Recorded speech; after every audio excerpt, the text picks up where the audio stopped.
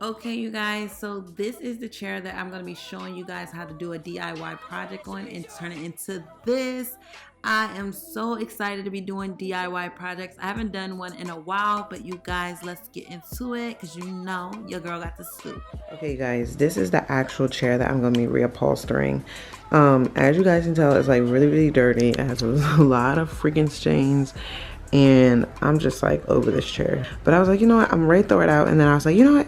Let me think about a cute way that I can decorate this up. So that's what we're going to do today. A really cute, quick DIY. This thing looks atrocious, okay? Atrocious. So to start off, you're going to need a fabric. I end up using a 4-way stretch fabric just because it's way easier. You're not going to have to do too much like you would with other fabrics that aren't stretchy. And you guys are going to see exactly why I picked this fabric because it's so much easier. This is a 4-way stretch spandex fabric.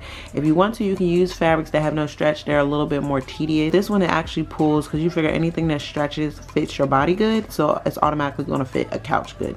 Help out so much. They're going to help me to keep this couch in place while I'm going to staple. It's going to be pretty hard kind of stapling it, pulling it, and then stapling. With the T-pins, I actually can pull it where I want it to be stapled, pin it, and see if it actually looks right, and then go along with actually pinning it or reposition it versus committing with the staples. So these are really, really beneficial as well.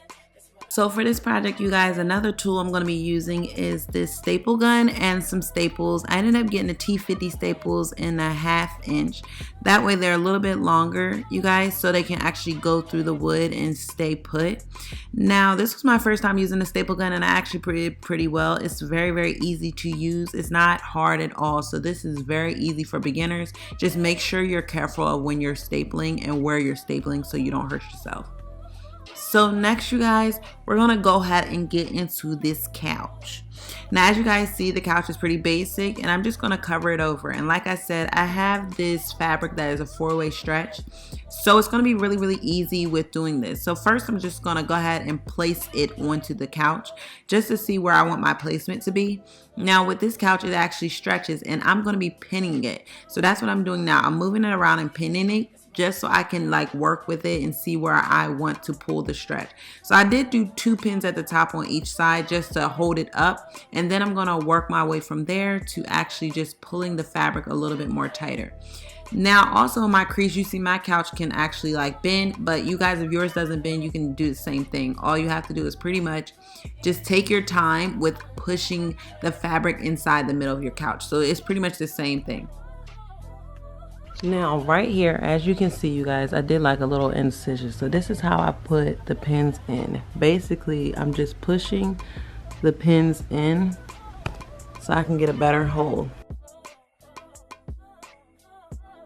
Okay, so this is really good with doing this. Like I said, the fabric stretches, so you want to make sure you stretch it all the way so that there's no wrinkles in it, because then that's when it looks like a cover, you know? So just make sure when you're pulling it with the stretch, you're pulling it to the point where it's no wrinkles, but it's also not faded. So you know how you pull stretch material too far, it like looks like it loses its color. We're not trying to do that. We're just trying to pull it so that it is very, very you know, not wrinkled, really flat, really straight, and everything looks like really, really good. Now, after you do that and you pin it, basically you can actually pull the pins out in that one area and then staple it. That way you can keep up with the structure that you have created for your couch. Or you can do like me and sometimes leave the pins in, staple it, and then just pull all the pins out at the end. And with doing this, like I said, if it's some wrinkles, if you see that I'm very careful with like pulling it in certain areas, I can actually straighten those wrinkles out and it actually looks really smooth. So just be careful. Now with me stapling it, I like to go underneath it. And with stapling, you have to make sure you're stapling it within wood. You can't just staple into fabric because it's not going to stay because nothing is holding it. But if you staple into like wood or whatever the beam is, it'll work, but just not metal. But other than that, everything should work out pretty cool. And I'm just going by pulling it down a little bit, as you guys can see, and then stapling it and making sure everything is straight and flat. Just take your time. It only took me about 20 minutes, but this was my second time doing it because I did the couch the first time and then I took it out just to do it again for you guys. So that's why my fabric looks a little worn. But I just took my time just pulling it, making sure everything was like really, really flat. And you guys, as you can see, that pretty much I'm just making sure everything is straight and pulling it in certain areas where I see wrinkles at, where I could possibly fix it. So with fixing a wrinkle, all you guys really have to do is just pull it down and like give it a little bit more tension, I guess, and pretty much staple it, and it'll keep its position. Now with this, as you guys see in the front, it's just really wrinkled, but just pulling it and stapling it, taking your time, going through and like smoothing it out, it really makes the difference, a whole big difference. This is the end result of the couch, you guys.